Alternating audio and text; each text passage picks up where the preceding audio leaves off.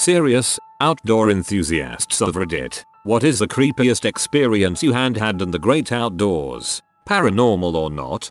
I was outside checking on some turtles that were hibernating a few miles into the woods. As I'm finishing checking on the last turtle, I hear this growl and the entire woods goes quiet. I stand there for a second listening and I can hear something moving through the woods behind me to my left. I get up, grab my walking stick and pull out my knife and start walking slowly to my truck. As I walk, I can hear it walking behind me slowly, working its way kind of to my side where I can see that it's a huge wild dog. I get within about 100 feet of my truck when I hear it starting to run through the leaves. I turned around screaming as loud as I can, swinging my walking stick, and it runs in the other direction but stops and watches me a few yards away. I keep walking to my car and it keeps following me. Right as I get close to my truck, I hit the alarm button on the key and the wild dog runs off and I run to my car. While I drove out, I could see the dog in my rearview mirror following me, so I hit the gas to get out of there. Feral dogs are actually a problem near me as well. There is a kill order on them because feral dogs tend to kill other animals and attack people indiscriminately. The sad thing is they all likely at some point had been people's pets until they got lost and went feral.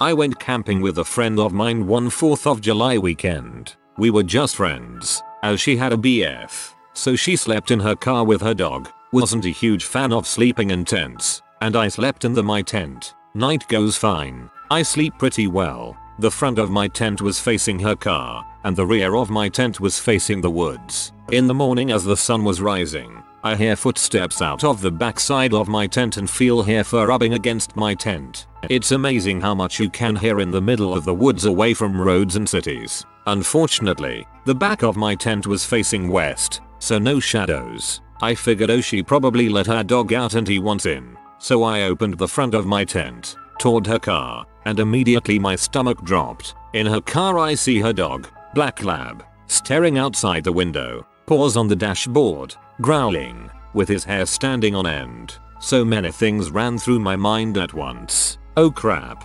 WTF is behind me. I don't want to get eaten. So I just sat there, staring at the dog, who is staring at whatever is behind me. It was one of those moments where everything goes silent and all you hear is your heartbeat. You feel it in your hands and you strain your ears to try to hear what you think is going to eat you. Eventually I built up the courage to clear my throat, loudly, and I think whatever it was ran away. I never knew what it was, but it scared the crap out of me. A few minutes later my friend let the dog out of the car and I grabbed it so it didn't chase whatever it was behind me. Dog just wanted to cuddle anyway. I did have my gun and bear spray, but it's not like I was going to leave my tent to apply it to whatever massive animal was behind my tent. And no food inside the tent. We left it in the cars. Probably a black bear, curious enough to approach a human campsite, but would be scared off by enough loud noise. Finding deer at night is always a pretty big jump scare. Half the time they don't even notice you until you get close, and then a group of 200-pound dark silhouettes all start running away like holy crap. Human and I freeze up like holy crap. Bigfoot. I've started singing or playing music whenever I'm walking in the dark, so they hear me before I'm less than 10 feet from them.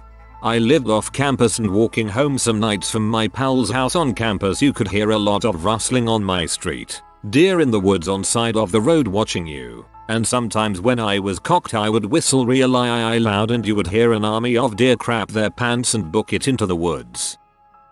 When I was about 10, my father and my little brother and I went camping at a nearby site. My mom didn't want to go because she was 5 months pregnant and she didn't want to be hot and uncomfortable in a tent. Sometime that night we heard a sound like a baby crying. My dad said it was a cat, but it went on and on. The next morning dad got us set up fishing and he walked to a phone. When he came back we had to pack up and leave immediately. We later found out my mom had a miscarriage last night. For years it haunted me that was the baby we heard crying. Foxes sound a lot like crying babies too. When I was younger my best friend and I would explore the farms and forests around our houses. He had divorced parents who lived away from town, so we had 3 big ole areas full of things to find. Once, we went farther than typical and hiked up the side of a deep ravine we typically used as a boundary, coming across a dilapidated house. It was so cool, it having been just out of our typical zone. and we decided to explore it. We hung out there, carefully avoiding the loose boards and massive holes, going through both floors and the basement. Right before we were going to leave we heard an engine, and from a window on the second floor we see an ATV driving around in the field around the house, loaded down with guns. This armed fellow starts patrolling the area a bit, looking carrying one of his rifles. We could have probably just walked out and explained in retrospect, but at the time we were horrified of what he may do. We waited a bit and carefully crawled through the field before making a break for the trees and sprinting home. Middle school me about had a heart attack over this unexplained, heavily armed dude searching for something. I have 2 stories, both of which are dumb. First off, I was paddleboarding in a lonely section of a lake with rundown cabins everywhere. No one else was there, so there was no noise to distract me, which let my mind wander, inevitably, to the depths below. Around that time, I got confused and lost my exit. I paddled hopelessly for about 15 minutes, later realizing I was in the wrong place, all the while thinking about the horrors of the deep. It was just then, when I sat down to sort out my location, that something bumped the board. I got the heck out of there. Second one is from an overnight school trip we had in the Rocky Mountains. We were all sleeping in bed when I woke up because I had to pee. Around 2 AM, I noticed something was off right away. Turns out, what I thought was a bear was right outside our tent, snorting and sniffing all over the place. I became petrified with fear, since I was the closest one to it, and didn't move for what felt like an hour but was probably more along the lines of 10 or 20 minutes. Nothing happened, and I later found out that it had been an elk, but during that time, I was more scared than I had ever been before. Honestly, elk are scary too. An elk is big and will kick your butt if you pee it off. Reposting from a previous comment. TLDR. My brother and I saw letters spelling help float to the surface a lake and then sink back down. Long form. While I was growing up, my family would visit the same lake every year for a week every summer. As we got older, we would visit a large rock we called the cliffs, and jump off. The rock was only 15 feet tall at the highest point, but the water was really deep. When we got older, we would jump in and try to touch the bottom, but we never could.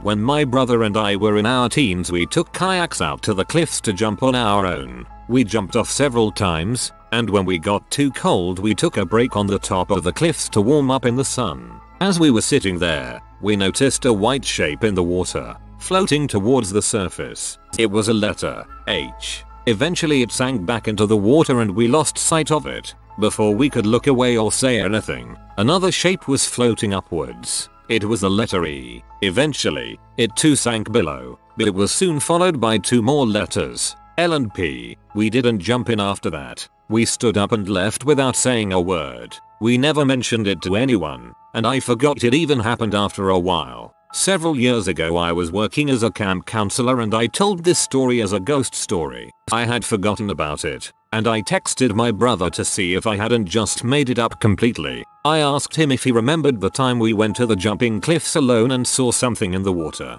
He replied yes, that he did remember. I asked him what it was and his reply was, letters. They spelled help.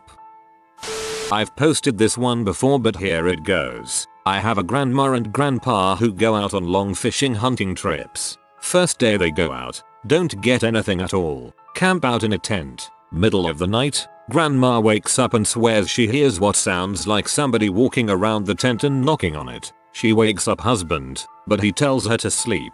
Later on that night, he's the one who wakes up and now he's hearing things. But he claims he's hearing what sounds like whispering. He stays up until sunrise, wakes up his wife and they continue their trip. As the day ends, they have a couple of squirrels and contemplate just going home. Grandma insists on just going home after last night, but husband wants to stay one more night to go fishing in the morning. The compromise is that they sleep in the back of their truck since they have a shell, sleeping mats and sleeping bags. That night neither of them can fall asleep. Both doze off here and there but ultimately they're still a bit shook from the previous night. A few hours go by and suddenly they both hear what sounds like tapping against the car. The tapping goes around, almost like somebody is circling the car. They're terrified at this point. Obviously they're out in the middle of nowhere so they don't have signal and they're trapped in the back of their truck. They simply wait it out. The tapping goes on and off for what they claim to be hours. They said that at some points,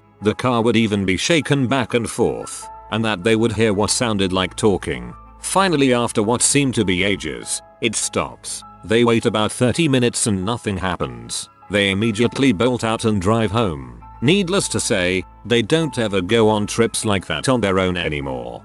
I'm laying in bed, pretty creeped out, and my husband cleared his throat right when I read the tapping on the truck part. I almost pee myself. Going night hiking with 2 other friends when we were all around 14 or 15 years old. Some advice: night hiking might sound fun, and it can be, but it is so not worth it. We were on a legit, fairly well lit trail that we'd all been running on many times before and knew very well. The trail ran along a river on one side and a pretty sparse forest on the other. We were being pretty loud and laughing, so it scared the crap out of me and my friend when the other friend suddenly spun around on the spot and said, "What was that?" We were startled for a second and then thought he was just trying to frick with us and told him not to do it again. Then he was like, No, seriously. I heard footsteps like someone was literally right behind us." Again, we were a little bit nervous for a second, but then brushed it off and kept walking. Maybe 10 seconds later though, we all heard it again. There were definite steps crunching the gravel behind us. We all kind of slowed down and then the steps turned into a running sound and we turned around to see a guy running off into the forest. We noped the frick out of there so fast, oh my god. We were all on the high school cross country team and I'm pretty sure all 3 of us ran PR 5Ks that night. Gave myself goosebumps remembering this just now. Sometimes people can be scary. Family camping trip to prepare my little brother for his first Boy Scout trip. First night went well. Second night about 1 o'clock I wake up to this sound right outside the tent. Heavy footsteps. I glance at my dad and lil bro but both are sound asleep. I'm 12 years old and instead of waking my dad up I just roll back over and pretend not to be awake. Footsteps just keep going but never fading away, like something was just continually walking around the tent. After what felt like hours of me crying silently while scared shitless, the footsteps just slowly go back to the forest. From what I could tell, our tent was backed up to the woods and the campsite. I relax a little and I don't know how but I managed to fall back asleep until morning. I wake up to my dad unzipping the tent and saying a few choice words from surprise. There was a headless deer laying in front of our tent flap. It looked perfectly fine body-wise except for the missing head. Sounds kinda like someone or something didn't want you there. When I was in high school, me and a buddy went camping where I have hunted since I was a kid. We took off later in the evening and got up right at dusk. Shot some guns, made dinner and started a fire. We were the only car up the dirt road. We decided to go to bed around 11. So we spread the fire out with a shovel. Around midnight we woke up and noticed our fire was going again, so we both got up to put it out and found a lady sitting around the fire, not 10 feet from our tent. We freaked out and told her to leave. She just walked down a ravine that leads to private property. After that we proceeded to take out all the guns we brought and try to get some sleep. Weirdest night I've ever had up there. I went to a private elementary school that took the 4th 6th graders on a week-long trip to the Olympic Peninsula every year. Normally we do these in early spring, but I guess due to scheduling issues we went in October one year. A very nice ELC with cabins and whatnot, and we had a ton of fun every time, being minimally supervised out in the woods. A part of this whole thing involved a night hike where we'd take red flashlights and try to spot nighttime wildlife or listen for owls and bats and things like that. Well, the night we were out doing this, a massive wind and lightning storm hits. We got spared the torrential downpour until we got back, but our counselor, in all his infinite hippie wisdom, decides it's a great time for us to experience the dark forest in all its glory. So we're put into pairs and seated under trees around this big field. Don't get me started on why that was an awful idea in a lightning storm, and told to turn off our lights and just sit quietly. The next closest pair of kids was maybe 20 yards away. We're sitting there in near pitch darkness listening to the trees creak ominously in the tall grass in the field whipping about, and suddenly the field is lit up by lightning,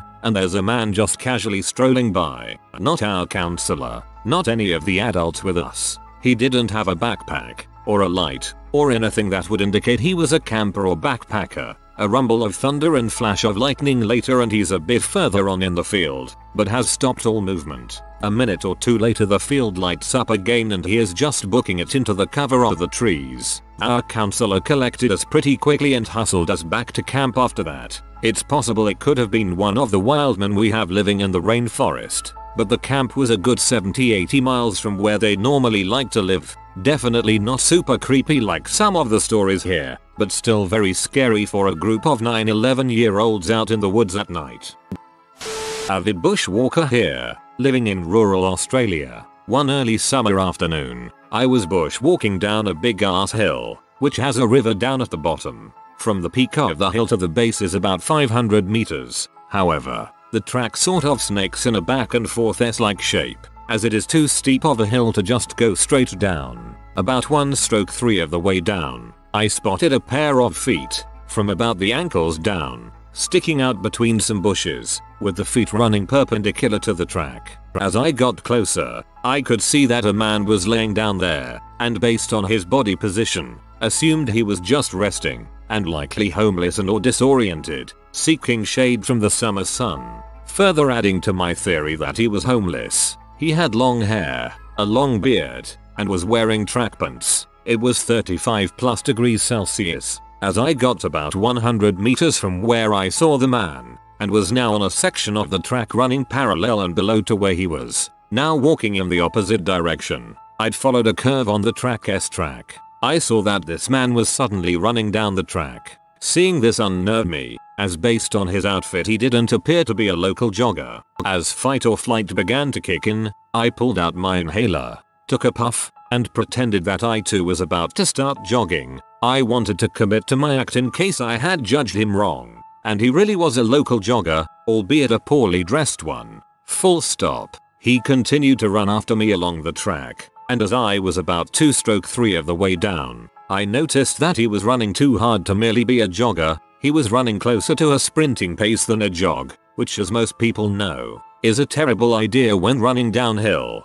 let alone in 35+ degree heat, in track pants and with no.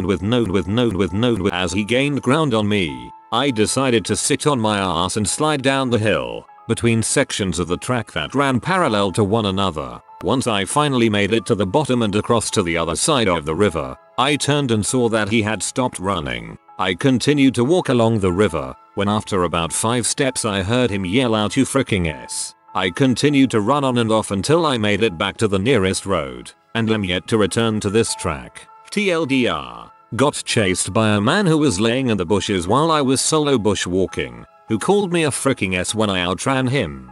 The track sort of snakes in a back and forth S-like shape, as it is too steep of a hill to just go straight down. This is called a switchback. Your story is creepy as frick though. Waking up to gunshots on our specific area. Some campers camped lower than us and thought shooting live trees would be fun. I found them, ripped them a new one for trashing the federal park, then called the ranger. New gun owners are freaking dimwits. Yeah, I've heard shots while hiking before. Didn't want to investigate. No point in getting in a gun battle with rednecks. And I agree, new gun owners tend to do dumb crap.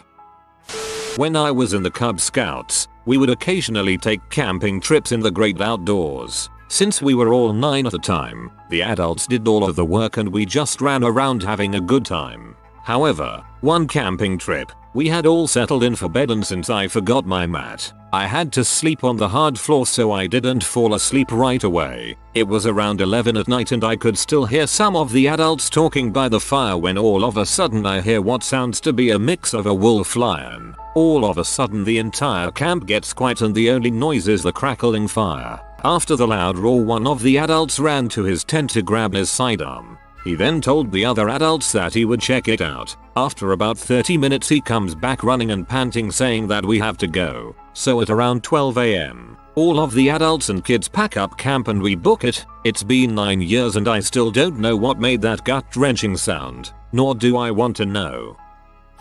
I once was out hunting for meat on an African farm. I was in a little stone shack miles away from the nearest house, waiting for hours for an animal to come. At some point I heard something crawling and sniffing behind me. I assumed it was a jackal or cheetah or something and was scared as heck. Turns out our hunting dog followed my tracks for over 40 minutes because he wanted to join me. Next thing he did was to lay in the waterhole because he nearly killed himself by running so long in the heat. One of the creepiest, funniest experience I had during my time working there. Poor dog.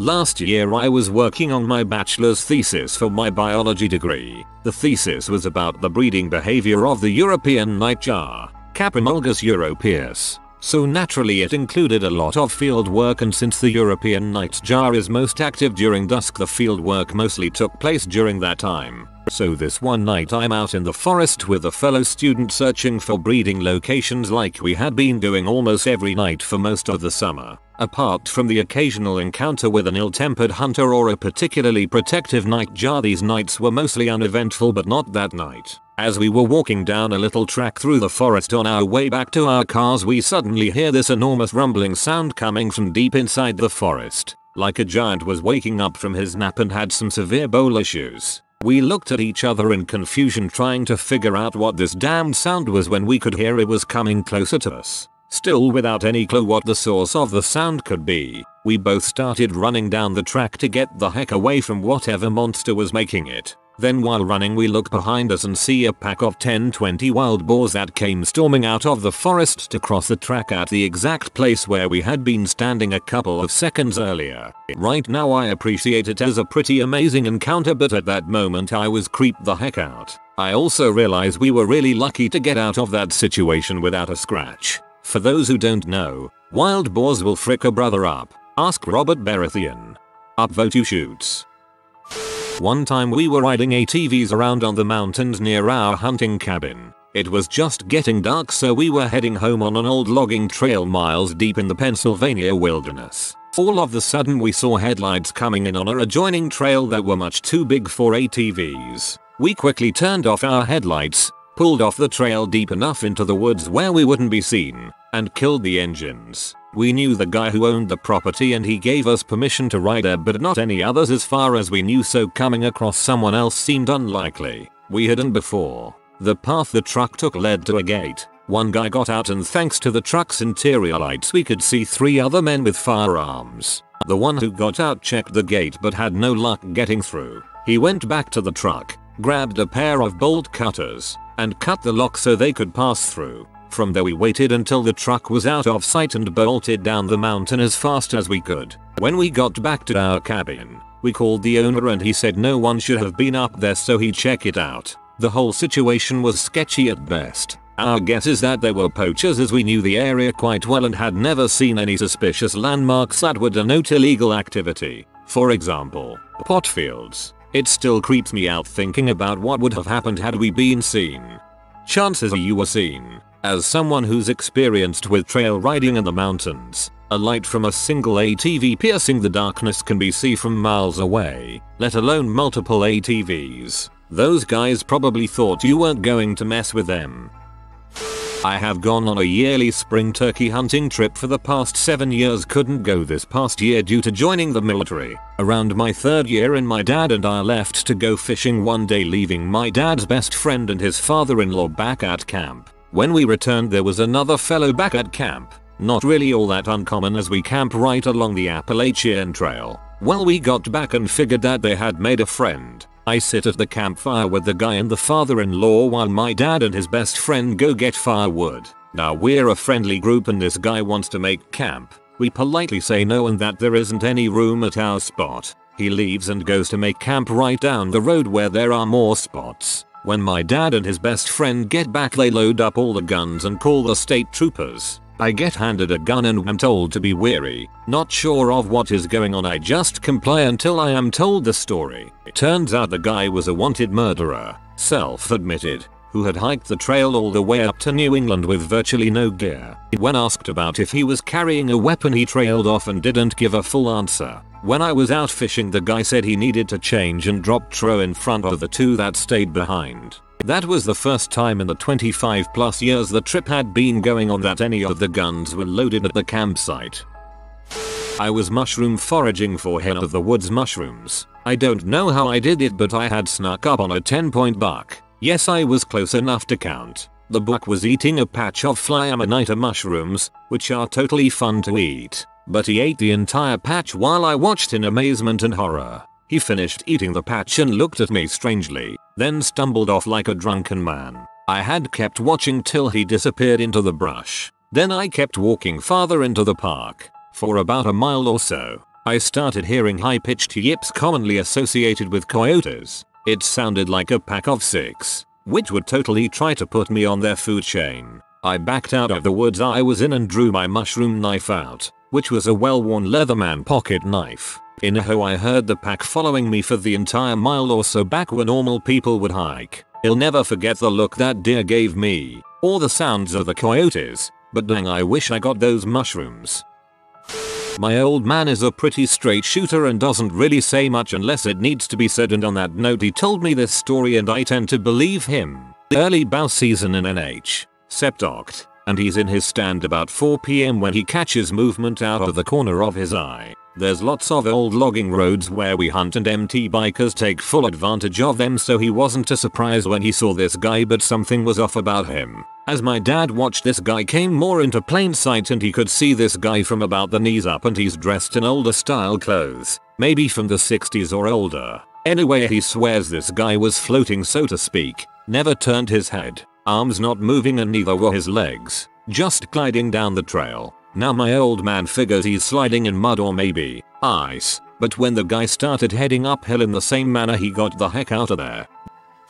Visiting my aunt in rural New Hampshire. She lived about halfway down the U on a dirt road that was U-shaped and joined back at the main road. I get out to pick up the mail and tell her I'll walk down to the house, maybe a quarter mile. I have her dog on the leash. We are inside the U and walking downhill. The whole section is on a hill with a little lake at the bottom. We keep walking down. After a bit, I realize we've walked a bit longer than a quarter mile and the woods are a bit thicker than I remember. We keep walking and now I'm heading uphill.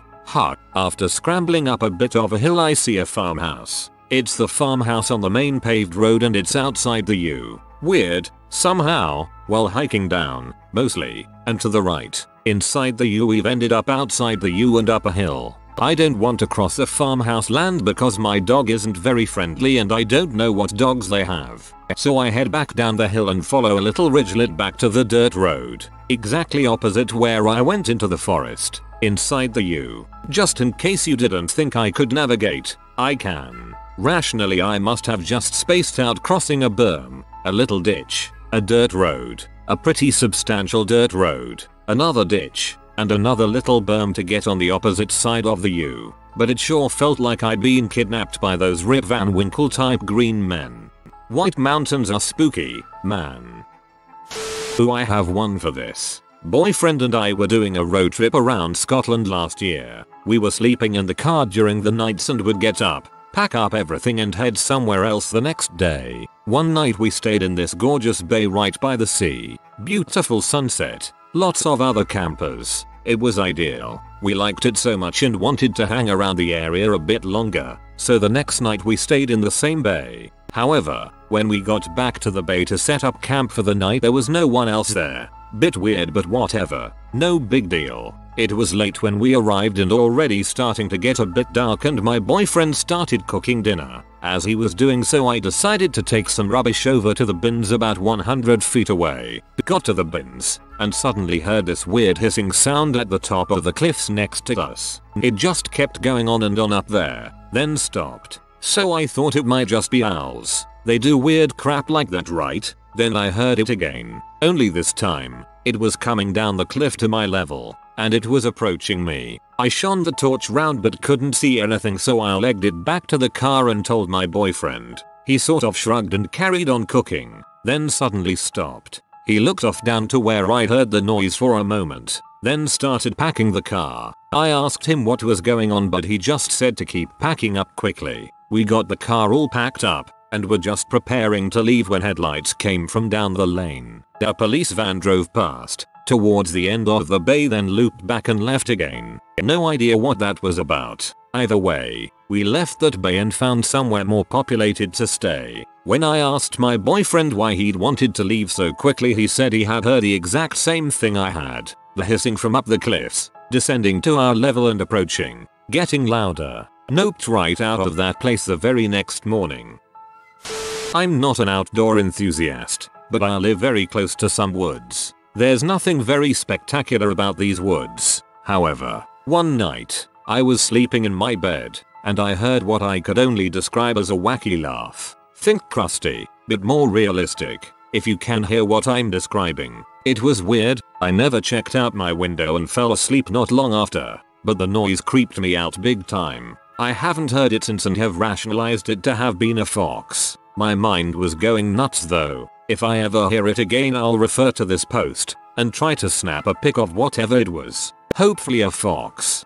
Sounds more like sleep paralysis tbh. Once as I was falling asleep I started having a dream before being entirely asleep, and there was a narrator in it. Crap scared me back awake.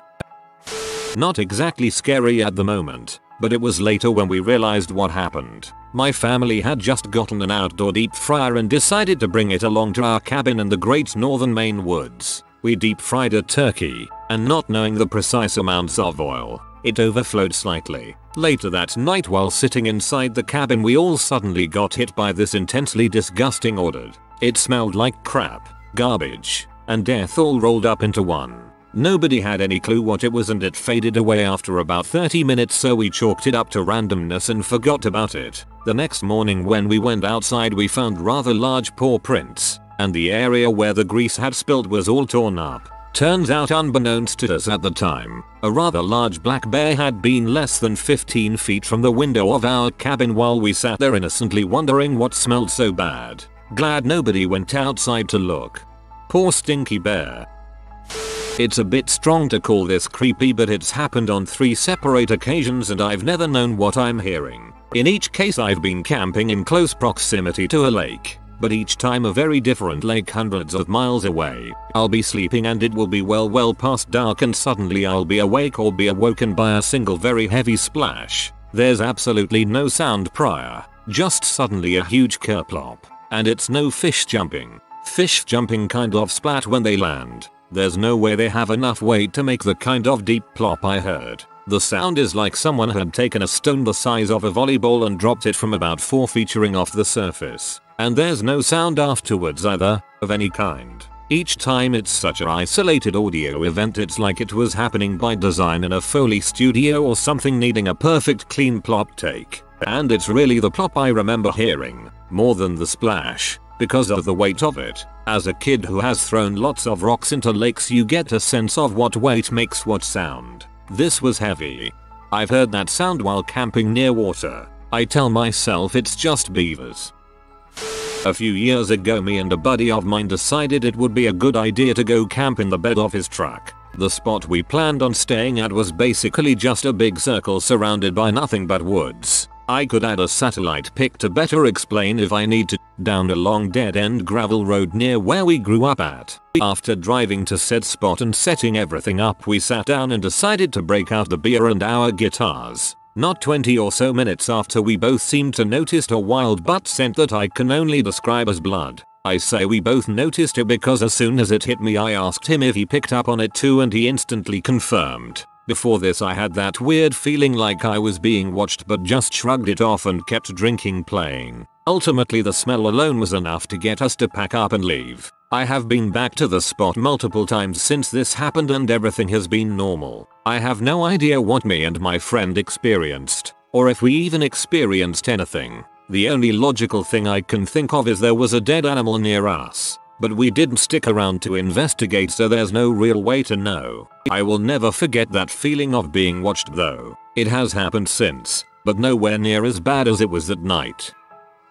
Okay, so I was traveling, this is in Australia for context, and I was at this campsite about 20 minutes past a small town and had gotten there about an hour-ish after dark. Now I was the only person there, and when I called the off-site caretaker to book, he said that since it was just me that I could use the day shelter kitchen. So instead of setting up my tent in the dark, I decided to drag my sleeping bag inside where I had some actual light. Hours later I realized I required something from my car, so I dragged open the sliding door, and this wasn't a small door, it was one of those big loud ones like you would see on a barn. I was looking out into the darkness as there was no lights or moon, just the glow from the lights behind me. Now in case you have never been in a situation like this, the light reaches about 10 meters and then has about 1 meter where it drops off into nothingness. And in this small patch I saw 4 legs. These were not just normal legs, they were like those of a dog and long like human leg length long, and they were bright white and stretched up to where they should connect to the body of the animal, but there was nothing there. Then it began to move. The legs walked. They walked in parallel to the building, making sure that they remained in that grey corridor, then disappeared into the darkness. I decided that I didn't really need to get whatever it was from my car and slept barricaded in the tiny office. To this day I don't know what they were, and I have looked into it, nor do I know how long they were there before I saw it. But I do know that that thing was smart enough to know how humans see and where the grey corridor was from my viewpoint. Very creepy.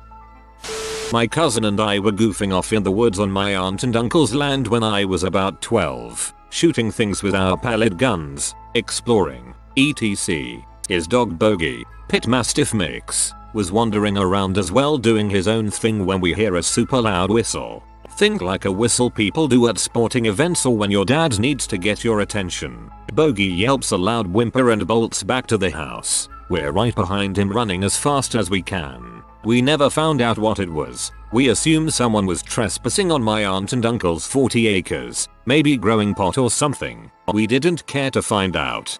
It's the Whistlers. If you are new to the channel, you can subscribe. I publish new videos every day. Until then, check another video.